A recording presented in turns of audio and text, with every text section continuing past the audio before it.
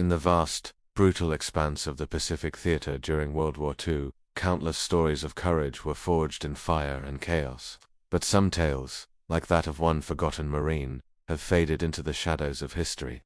This is the story of that Marine, a gun mocked as scrap metal, and a single defining moment that changed the course of a day on Iwo Jima. In early 1945, the island of Iwo Jima became a focal point of the war. A tiny volcanic rock just 8 square miles in size, it held 3 critical airfields. For the United States, capturing these airfields meant B-29 bombers could have fighter escorts for raids on mainland Japan.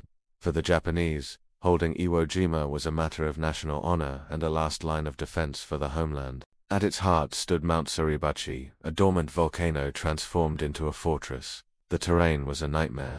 The ground wasn't sand, but coarse, black volcanic ash that made digging foxholes nearly impossible.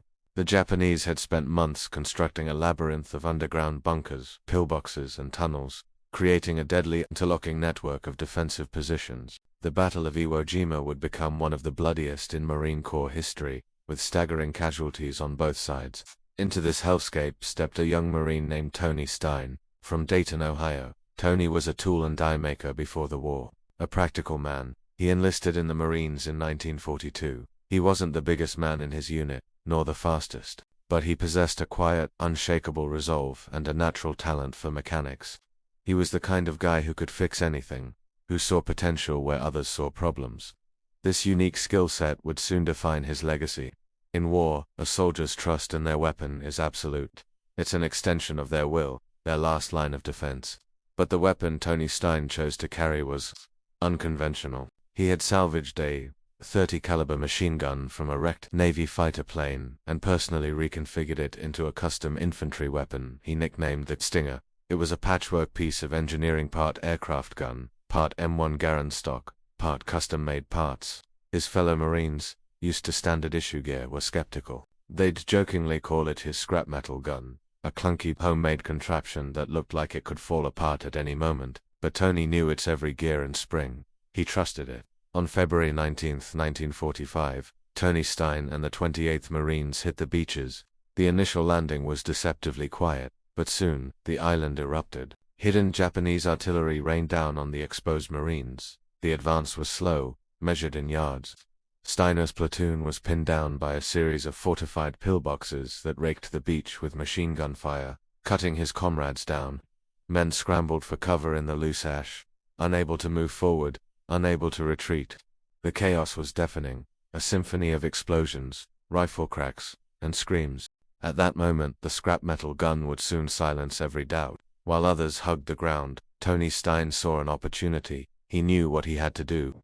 Shrugging off his helmet and boots to move faster in the soft ash, he grabbed his Stinger and charged.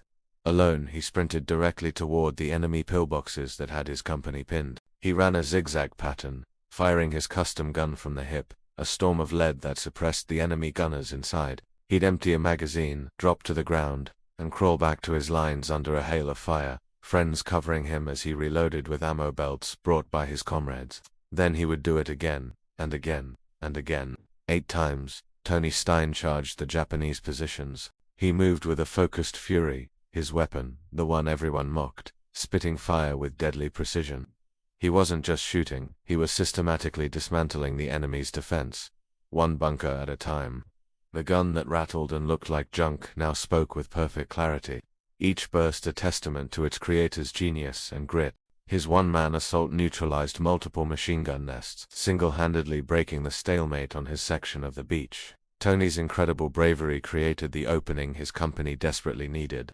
With the relentless machine gun fire silenced, the Marines were able to surge forward, overwhelming the Japanese positions and securing a crucial foothold on the beach. When the dust settled, his officers could only stare in awe. The quiet toolmaker from Ohio had become a giant, and the scrap metal gun, it was no longer a joke. It became a legend, a symbol of ingenuity and the fierce determination of a single Marine. In later accounts, his fellow Marines recalled his actions with reverence. One said, he exposed himself to almost certain death. He was a one-man army that day. Another remembered, he trusted that weapon more than we trusted our own. He knew what it could do, and he proved it to all of us. There was no bravado in Tony Stein, only a deep sense of duty and a focus on getting the job done, no matter the personal cost. For his actions on the first day of the invasion, Sergeant Tony Stein was awarded the Medal of Honor, the nation's highest decoration for valor. But his story didn't end there. Tragically, just days later, on March 1st, while leading a patrol to scout enemy positions on the very same island, Tony Stein was killed by a sniper. He never lived to receive his medal in person. He was 24 years old. The story of Tony Stein and his stinger is a powerful reminder that courage isn't always found in the strongest soldier or the shiniest weapon.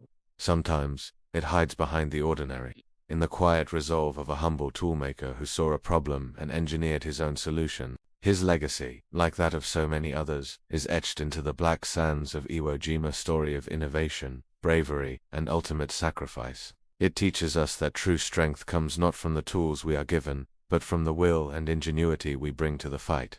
Thanks for watching. If you want to hear more forgotten stories of heroism, be sure to like and subscribe. We'll see you next time.